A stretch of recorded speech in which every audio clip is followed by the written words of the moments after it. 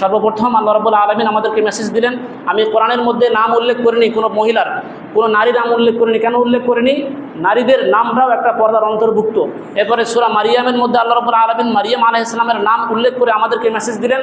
আমি এখানে একজনের নাম উল্লেখ করেছি কারণবশত। তার মানে আমাদের মেসেজ হলো, আমাদের শিক্ষা হলো, হে আমার বান্দারা, তোমরা মা বোনদের নাম উল্লেখ করতে পারবে ওই সময় আমি যেভাবে প্রয়োজনবশত আমি কোরআনের মধ্যে একজনের নাম উল্লেখ করেছি, তোমরাও প্রয়োজনের ক্ষেত্রে নাম উল্লেখ করতে পারবে। এরপরে আল্লাহ রাব্বুল আলামিন আমাদেরকে বললেন যে হে আমার বান্দারা, তোমরা তোমাদের স্ত্রীদের যখন অন্যদের সঙ্গে কথা বলবে, পরপুরুষের সঙ্গে কথা বলবে, তারা যেন কোমলতা ইখতিয়ার না করে, নম্রতার সাথে যেন কথা না বলে, তারা যেন কর্কশ ভাষায় কথা বলে। এবং এটা প্রয়োজনের ক্ষেত্রে, অপ্রয়োজনে তো কথা বলতেই পারবে এরা, প্রয়োজনের ক্ষেত্রে যদি কথা বলে তারা যেন ফালা তাখদুআনা বিল কওল, কথার মধ্যে নম্রতা ইখতিয়ার না করে।